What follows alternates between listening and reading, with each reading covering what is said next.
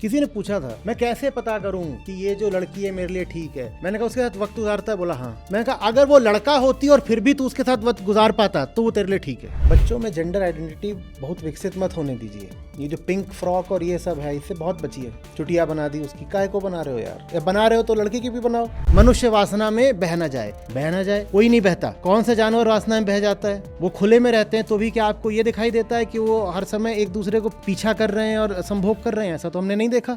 छोटी मेरी बुद्धि बचपन से आज तक समझ में नहीं आया कि एक इंसान अपने होठ क्यों रंगता है। बाकी तो सब ठीक है, होठ अरे तो खाना खाते हैं से इसमें अंदर चला जाए। क्या कर रहे हो? क्यों कर रहे हो? यहाँ क्यों हाथ रखते हो? कुछ करते हो? कैसे करोगे? नमस्ते सर।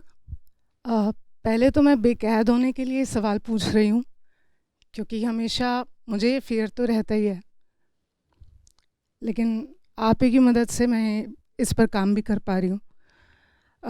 मेरा सवाल है, मेरी एक कलीग के साथ वुमेन एम्पावरमेंट को लेके चर्चा हो रही थी। तो वो कह रही थी कि जैसे बच्चियों का रिज़ल्ट सीबीएसई में भी आगे रहता है, और भी क्षेत्र हैं, हमारी प्रेसिडेंट हैं या वाइस चांसलर हो गई, तो हर क्षेत्र में हम देख रहे हैं कि वुमेन आ रही हैं। लेकिन मैं कह रही थी कि मुझे ऐसा लग रहा है जैसे कि पहले आदमी एक रेस में आगे था प्रकृति को जीतने में, और उसने उसका फिर दोहन किया, भोगा। अब औरतों की बारी है, तो इसमें वुमेन एम्पावरमेंट मुझे नहीं लगती। हाँ वो तो है ही। बहुत सारा जो ये नारी सशक्तिकरण का काम है ना, ये सिर्फ समानता और बराबरी मांगता है। ये हर बात में बोलते हैं इक्वालिटी इक्वालिटी, वो कोई अच्छी बात थोड़ी है। आप किसी बहुत साधारण और निम्न कोटि की चीज़ से बराबरी मांग रही हैं। किसकी बराबरी करनी है? पुरुषों की बराबरी करनी है। पुरुष क्या है? जितने सब पशु घूम रहे हैं वही हैं, तो खुद भी पशु बनना है क्या? पुरुष की बराबरी करके क्या हासिल हो जाएगा? मतलब कुछ चाहिए तो इतनी छोटी चीज़ क्यों मांग रहे हो? अगर मांगना ही है तो बड़ी चीज़ मांगो ना। और बड़ी चीज़ ये होती है मेरी दृष्टि में कि नारीत्व को बंधन की तरह ढोना ज़रूरी न रह जाए। ये होती है वास्तव में नारी मुक्ति। नारी की मुक्ति, पुरुष को स्वयं से मुक्ति चाहिए, नारी को भी तो स्वयं से ही चाहिए होगी। जब तक वो नारी बनी हुई है कहाँ से हट जाएंगे बंधन? पुरुष भी नारी पे बंधन डालता है उसको नारी बना के ही तो। अब नारी कहे कि मैं नारी रहूँगी पर बंधन ना रहे, ये हो नहीं पाएगा। तो जेंडर इक्वलिटी नहीं, जेंडर इररिलेवेंस। पता ही ना चले कि वो स्त्री है कि पुरुष है।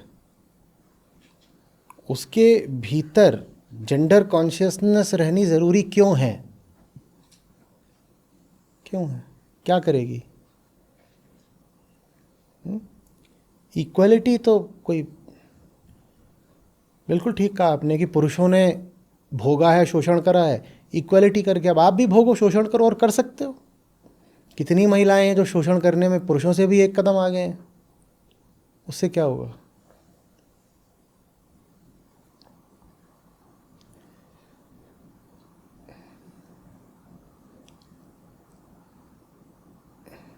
मतलब आप यहाँ बैठे हुए हैं, आप स्त्री हैं, आप पुरुष हैं, इस पूरे सत्र के दौरान आपको क्या बहुत बार ऐसा याद आया कि आप स्त्री हैं कि पुरुष हैं? ऐसा हो रहा था क्या? एक आध दो दफ़े ऐसा हो सकता है, या 5 बार हो गया होगा, पर अब 5 घंटे के सत्र में 5 बार हो गया तो बहुत ज़्यादा नहीं है।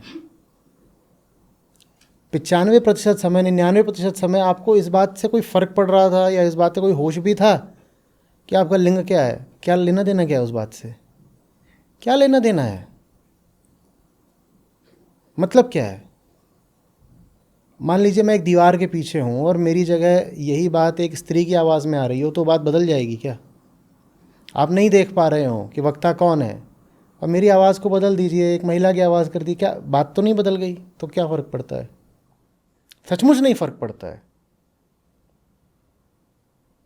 और अगर फ़र्क पड़ रहा है, आप यहाँ पे भी बैठे हुए हो स्त्री या पुरुष बन के, तो फिर आपने सुना क्या होगा? कुछ नहीं। फिर तो पिक्चर देख रहे थे।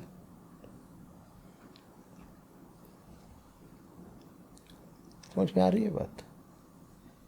और ना इतना तो अंतर होता भी नहीं है स्त्री पुरुष में, सच पूछिए तो। ये जो बना रखा है मार्स और वीनस, कुछ नहीं इतना होता। ज़बरदस्ती का कृत्रिम अंतर बनाया जाता है। आप पशुओं में देखिए, आप यही तो बात कर रहे हैं ना, ये एक पैदा हुआ है, लड़की पैदा हुई, लड़का। आप पशुओं में देखिए, नर मादा में आपको कितना अंतर दिखाई देता है, कितना अंतर दिखाई। बहुत सारे ऐसे जीव होते हैं जिनमें नर और मादा में कोई शारीरिक अंतर होता ही नहीं है। आपको अंतर चाहिए तो आप उसको, पशु को लाओ परीक्षण, तो पता चलेगा कि क्या है, नहीं तो कोई अंतर नहीं होता। 10-15 साल हो गए इन खरगोशों को, हम तो नहीं बता सकते कि नर है कि मादा है, हमें तो नहीं पता। अब आपको अगर वही चीज़ खोजनी है तो आप पास जा कर के फिर देखो तो पता चलेगा कि नर है मादा है, नहीं तो कुछ नहीं, कोई अंतर नहीं है। मनुष्यों में भी नहीं अंतर होता। हम ज़बरदस्ती फुग्गा फुलाते हैं, और क्यों फुलाते हैं? कारण बड़ा ही बचकाना कह लीजिए तो बचकाना, और गंदा कह लीजिए तो गंदा। जितना ज़्यादा आप दो जेंडर्स को अलग करोगे, कामोत्तेजना उतनी ज़्यादा बढ़ेगी।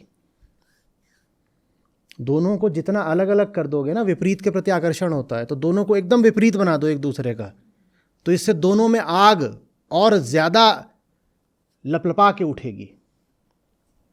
बस ये है।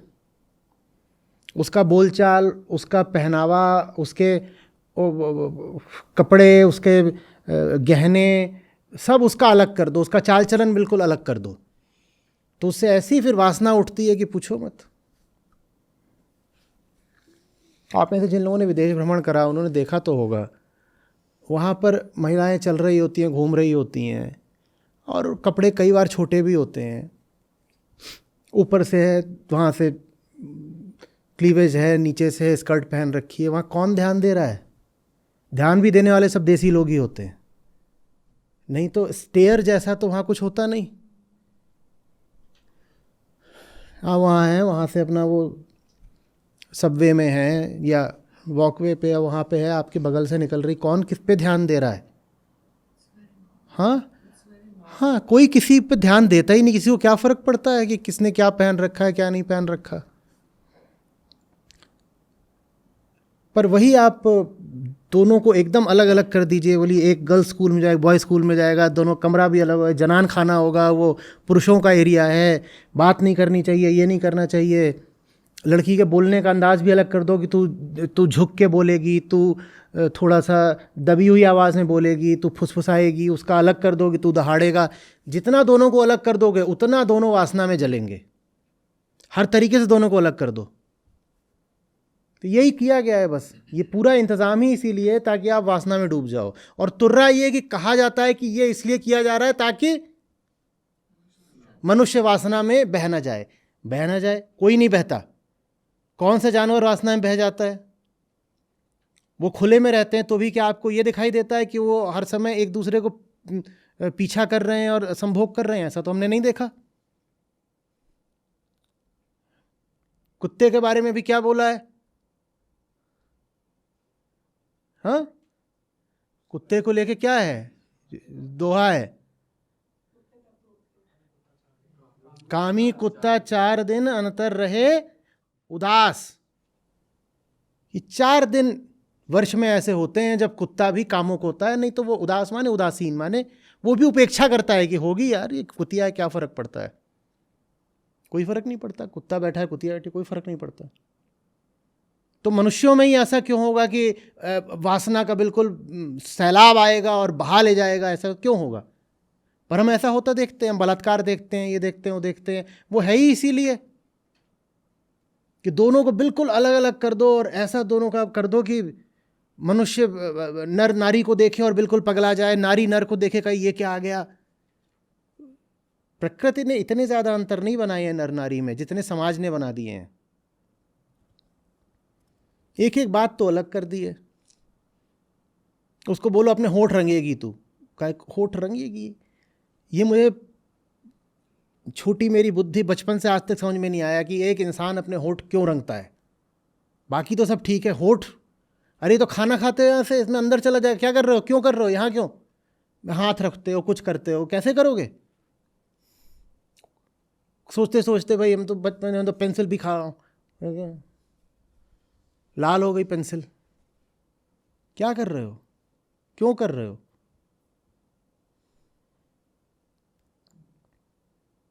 मतलब क्या है?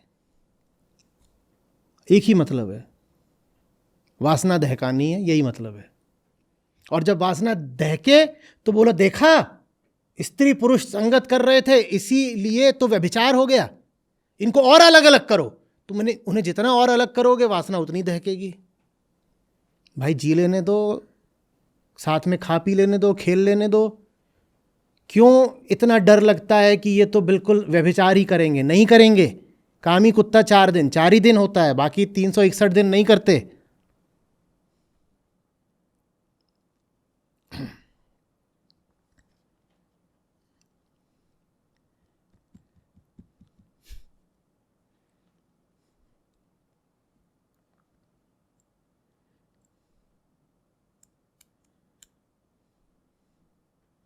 किसी ने पूछा था मैं कैसे पता करूं कि ये जो लड़की है मेरे लिए ठीक है? मैंने कहा उसके साथ वक्त गुजारता है? बोला हाँ।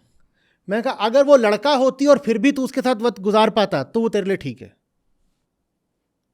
अगर वो लड़की नहीं होती, वो जैसी है वैसी रहती, बस उसका लिंग ना होता लड़की का। अगर वो लड़का होती और वैसी ही होती जैसी वो है भी, वो लड़का वैसा इसी लड़की जैसा होता और फिर भी तू उसके साथ वक्त गुजार सकता तो ये तेरे लिए ठीक है।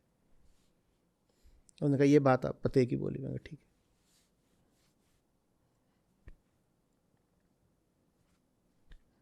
क्योंकि ये संभव है कि नर नारी एक दूसरे की संगति कर सकें और भूल सकें कि दोनों का जेंडर क्या है। बिल्कुल भूल सकते हो, क्यों नहीं। और अगर आप किसी ऐसे व्यक्ति के साथ हैं जो आपका जेंडर भूल ही नहीं पा रहा, तो वो व्यक्ति हिंसक है, आपके लिए खतरनाक है। वो खुलेआम हमला ना करे, वो छुपा हुआ बलात्कारी है। आप किसी ऐसे के साथ क्यों होना चाहोगे जो आपको देखी इस दृष्टि से रहा है कि आप पुरुष हो, आप स्त्री हो? कोई वो आदमी अच्छा कैसे हो सकता है? और आप उसके साथ सहज कंफर्टेबल कैसे अनुभव करोगे? उसकी सारी नज़र ही इसी बात पे है कि उसका क्या मांस देख रहा है और क्या कर रहा है वो।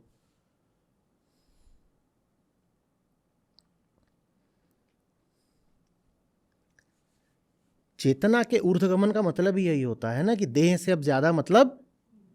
तो अगर अपनी देह से मतलब नहीं है तो भाई तेरी भी देह से मतलब नहीं है ना। मैं भूल जाता हूं कि तेरा जेंडर क्या है, तब समझो कि कुछ तरक्की हो रही है। कि बार बार मैं भूल जाता हूं तेरा जेंडर क्या है, मुझे नहीं याद रहता, तब समझो कि रिश्ता भी स्वास्थ्य ले रहा है। कि भूल गया, तेरा जेंडर ही भूल गया।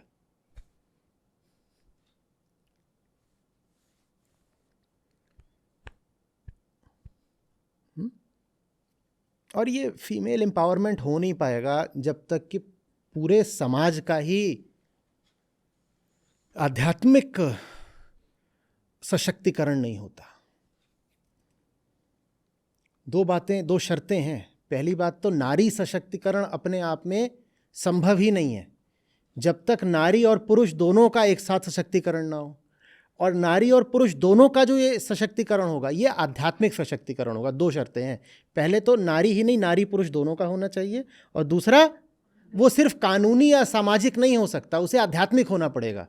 नहीं तो आप बना लो जितने कानून बनाने फीमेल एम्पावरमेंट वगैरह के लिए, वो कानूनों से एक सीमित लाभ ही होता है बस। आप कानून बना के यही तो बोल सकते हो कि अगर वो गर्भवती होगी तो उसे इतने माह की छुट्टी मिलेगी। कानून बना के बोल सकते हो ना। कानून ये भी बना सकते हो क्या कि बच्चा पैदा होने के इतने माह बाद उसे वापस भी आना पड़ेगा काम पर? इसका भी कानून बना सकते हो क्या? लेकिन ये तो कितनी बड़ी से बड़ी गुलामी है कि वो काम पे लौट के ही नहीं आई। अब बताओ इसका कानून कैसे बनाए? तो कानून एक सीमा तक ही मदद कर सकता है। कानून ये कर सकता है कि आपकी प्रेगनेंसी थी, आपको छुट्टी मिल गई, अच्छी बात है, आपको छुट्टी मिल गई। और जो आप लौट के नहीं आई, अब ये एम्पावरमेंट है क्या? क्यों नहीं लौट के आई? क्योंकि सामाजिक नियम कुछ ऐसा है और अपनी देह ने भी कुछ ऐसी चीज़ चलाई कि कहा कि क्या करना है, और भीतर का आलस और सुविधा की लत, और कहा क्या करना है, अब हम नहीं काम पे लौट के जा रहे। अब कानून कैसे मदद करेगा आपकी? लेकिन यहाँ अध्यात्म मदद कर देगा। अध्यात्म कहेगा जितने दिन तक ज़रूरत थी काम से दूर रहने की, दूर रह लिए। देखो भाई, काम जिंदगी होता है, अब लौटना है, अब लौटना है। इसमें अध्यात्म चाहिए।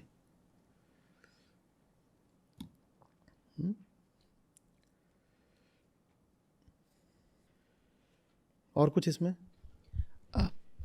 बस सर ये बताना चाहती हूँ कि कुछ दिन पहले एक मैसेज शेयर हुआ था कि इस माह हमें कोई एक्टिविटी करनी है, लाइक स्पोर्ट्स एक्टिविटी, कुछ भी।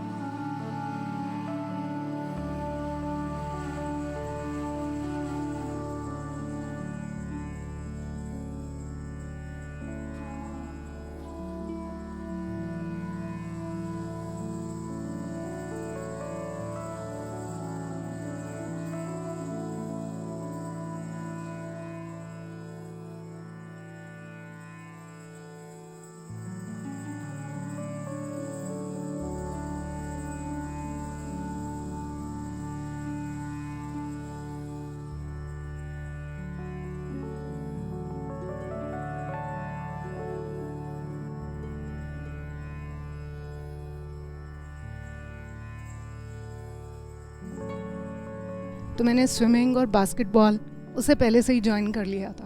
बहुत बढ़िया जी, बहुत अच्छा। Thank you. ये सब करिए, ज़रूर करिए, बिल्कुल करिए। और मैं तो कह रहा हूँ कि विपरीत लिंगी के साथ करिए ना।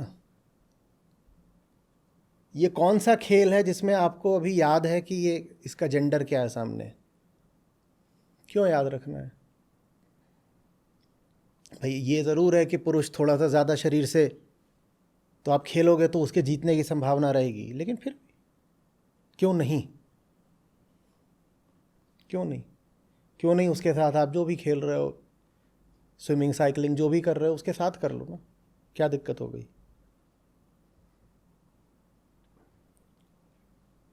पर समाज को बड़ी दिक्कत है, पुरुषों के साथ पानी में, वो भी 6 थे पुरुष, अकेली स्त्री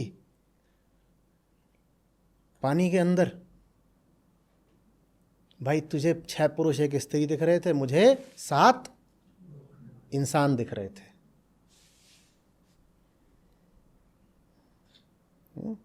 तो सशक्तिकरण यही है कि नारी नारी ना रहे, इंसान बन जाए। और नारी इंसान तभी बन पाएगी जब साथ साथ आप पुरुष को भी पुरुष की जगह इंसान बनाने की शिक्षा दो, बनने की शिक्षा दो। बच्चे जिनके हों उनके लिए थोड़ी सी एक सलाह है, बच्चों में जेंडर आइडेंटिटी बहुत विकसित मत होने दीजिए। ये जो पिंक फ्रॉक और ये सब है, इससे बहुत बचिए। चुटिया बना दी उसकी, काहे को बना रहे हो यार? जबरदस्त बना रहे हो तो लड़की की भी बनाओ, लड़के के भी कर दो लंबे बाल, क्या दिक्कत है? अच्छे लगते हैं कई बार लंबे बाल, बढ़िया बात है। बच्चा है, घुंघराले लंबे कर दो, तो फिर लड़के के भी करो ना, उसके काहे नहीं करते? लड़के के भी चुटिया डाल दो।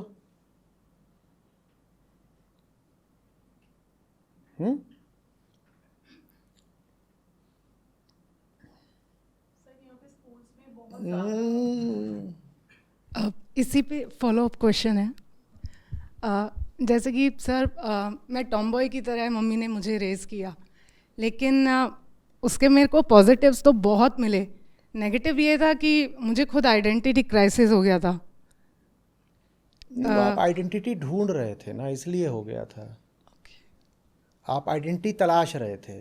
आइडेंटिटी क्राइसिस ऐसे ही तो होगा कि आप जाओगे वहाँ पे पार्लर में, वहाँ बाकी सब बिल्कुल 16 श्रृंगार 32 श्रृंगार वाली घूम रही हैं, और आप कहोगे कि मैं फिर कहाँ हूँ, मैं जेंट सेक्शन में जा नहीं सकती और लेडीज सेक्शन में आई हूँ तो यहाँ सब कुछ अलग ही तरह की दिख रही हैं।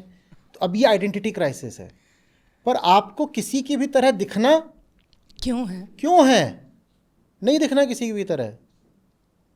वो क्राइसिस इसीलिए हो रही है क्योंकि आप बिलोंग करना चाह रहे हो। वो बिलोंगिंगनेस की आपको जरूरत नहीं है। नहीं है। Thank you sir.